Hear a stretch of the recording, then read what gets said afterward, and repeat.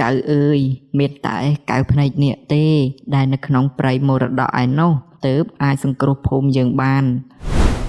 ដោយឃើញចិត្តស្មោះត្រង់ខ្លានោះបានដកដង្ហើមធំរួចដករោមមាសមួយសរសៃឲ្យទៅសុភ័ក្រយកវាទៅវានឹងជួយឯងនៅពេលមានអាសន្នត្រាប់តែមានបក្សីយក្សមួយក្បាលហោះមកវាយប្រហារគេសុភ័ក្រនឹកឃើញដល់រោមខ្លាមាសគេក៏លើកវាបង្ហាញទៅបក្សីនោះរំពេចនោះបក្សីយក្សក៏ឈប់វាយប្រហារគេហើយថែមទាំងជួយនាំសុភ័ក្រទៅបេះផ្កានោះថែមទៀតផងតើអ្នកណាហ៊ានចូលមកដំណាក់របស់យើងសំឡេងនេះធ្វើឲ្យរូងភ្នំទាំងមូលរំជួយសុភ័ក្រមិនរត់គេចទៅណាទេគេបានលុតជង្គង់រៀបរាប់ពីទុក្ខសោករបស់ភូមិគេ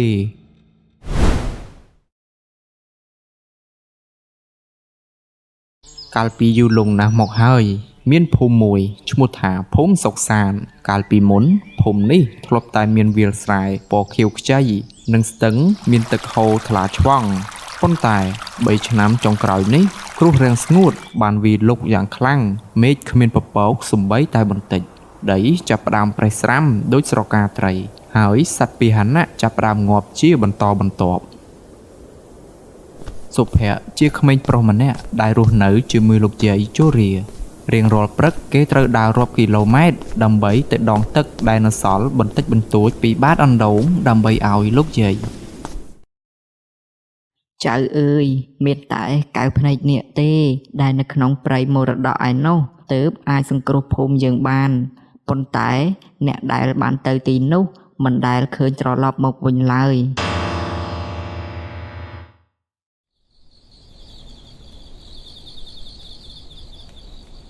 យប់នោះសុភ័ក្រដេកមិនលក់ឡើយគេសម្លឹងមើលទៅវាលស្រែ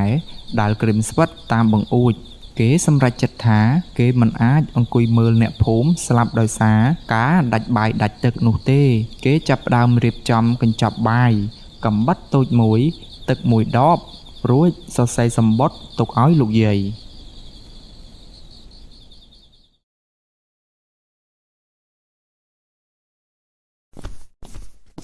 នៅពេលព្រះអាទិត្យរះសុភ័ក្របានឈានជើងដើរចេញពីភូមិសំដៅទៅទិសខាងកើតដែលជាកន្លែងភ្នំខ្ពស់បាំងជិតដោយអពណ៌បៃតងស្រងាត់នោះហើយគឺជាព្រៃមរតកដែលគ្រប់គ្នាខ្លាចរអា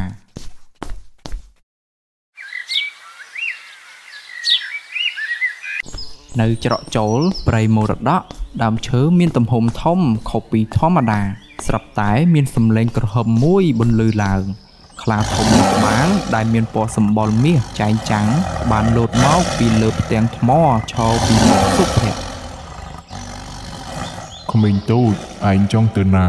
ព្រៃនេះមិនមែនជាកន្លែងកូនក្មេងមកលេងទេហើយក៏មិនមែនជាកន្លែងសម្រាប់មនុស្សទុំជ្រាយចូលមកដែរលោកម្ចាស់ព្រៃខ្ញុំមកទីនេះមិនមែនដើម្បីលេងសើចទេគឺដើម្បីស្វែងរកទឹកភ្លៀងសម្រាប់សង្គ្រោះមនុស្សរាប់រយនាក់ដោយឃើញចិត្តស្មោះត្រង់ខ្លានោះបានដកដង្ហើមធំរួចដករោមមាសមួយសរសៃឲ្យទៅសុភ័ក្រយកវាទៅវានឹងជួយឯងនៅពេលមានអាសន្នសុភ័ក្រដើរចូលព្រៃកាន់តែជ្រៅទៅអាប់ចាប់ផ្ដើមក្រាស់ឡើង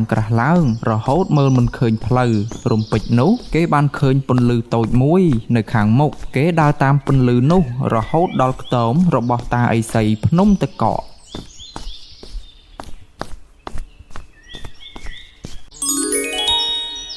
ជំរាបសួរលោកតាចៅចង់បានផ្លូវទៅកាន់រូងភ្នំនាគមែនទេបាទលោកតា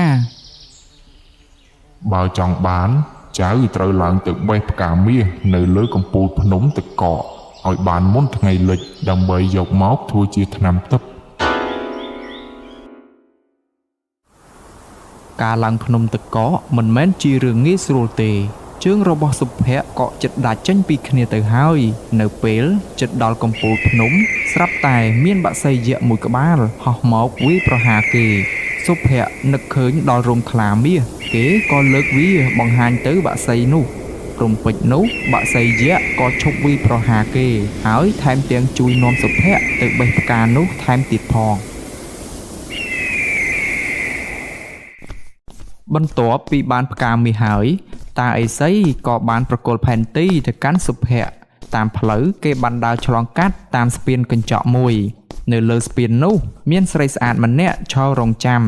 នាងបង្ហាញត្បូងពេជ្រនិងមាសប្រាក់ជាច្រើនទៅដល់សុភ័ក្រ ក្មេងប្រុសយកមាសទាំងអស់នេះទៅហើយត្រឡប់ទៅផ្ទះវិញទៅឯងនឹងក្លាយជាសេដ្ឋីហើយហេតុអ្វីត្រូវទៅបថុយជីវិតជាមួយសត្វនាគអាក្រក់នោះធ្វើអ្វី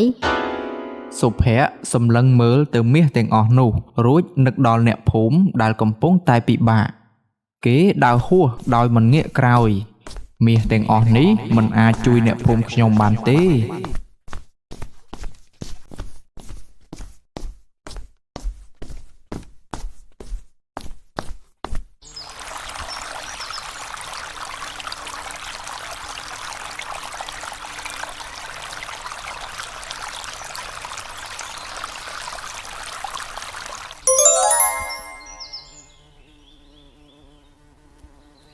ទីបំផុតសុភ័ក្របានមកដល់រូងភ្នំដ៏ធំមួយនៅខាងក្នុងមានពន្លឺភ្លឺចិញ្ចាចចំកណ្ដាលរូងភ្នំមាននាគមួយក្បាលកំពុងតែដេកយាមត្បូងហើយត្បូងនោះគឺជាត្បូងកៅភ្នែកនាគសុភ័ក្រដើរចូលទៅជិតដោយសម្ងាត់ប៉ុន្តែនាគនោះក៏ភ្ញាក់ឡើងភ្លាមៗ តើអ្នកណាហ៊ានចូលមកដំណាក់របស់យើង សំឡេងនាគធ្វើឲ្យរូងភ្នំទាំងមូលរំជួយសុភ័ក្រមិនរត់គេចទៅណាទេគេបានលុតជង្គង់រៀបរាប់ពីទុក្ខសោករបស់ភូមិគេ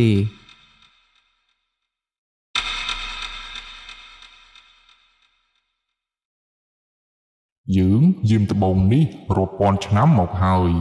ព្រោះមនុស្សកន្លងមកសុទ្ធតែចង់បានវាដើម្បីតែអំណាចខ្លួនឯងប៉ុន្តែឯងខុសពីគេ នាគមិនបានឲ្យត្បូងនោះទេ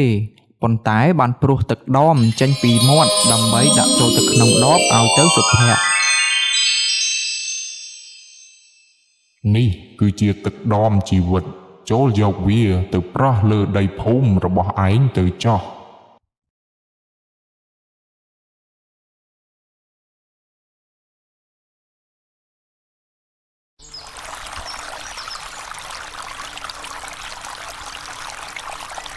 សុភ័ក្រត្រឡប់មកភូមិវិញដោយក្តីសង្ឃឹមអ្នកភូមិដែលអស់កម្លាំងបាននាំគ្នាមកមើលសុភ័ក្រពួកគេបានដើរទៅកណ្ដាលវាលស្រែរួចបាក់ឆ្នុកដបទឹកដមនោះស្រាប់តែមានពន្លឺពណ៌ខៀវហក់ឡើងទៅលើមេឃពពកខ្មៅចាប់ផ្ដើមប្រមូលផ្ដុំគ្នាកូរលាន់ឬក្រហមរួចភ្លៀងក៏ចាប់ផ្ដើមធ្លាក់ចុះមកយ៉ាងខ្លាំង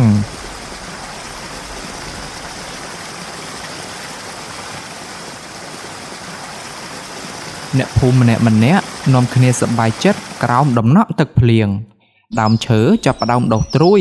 ស្ទឹងចាប់ផ្ដើមមានទឹកហូរសុភ័ក្របានក្លាយជាវីរបុរសរបស់អ្នកភូមិគេបានបង្រៀនឲ្យអ្នកភូមិចេះស្រឡាញ់ធម្មជាតិនិងការពារព្រៃឈើដើម្បីកុំឲ្យមានគ្រោះរាំងស្ងួតត្រឡប់មកវិញចាប់ពីថ្ងៃនោះមកភូមិសុខសាន្តក៏ទទួលបានសេចក្តីសុខពិតប្រាកដជារៀងរហូត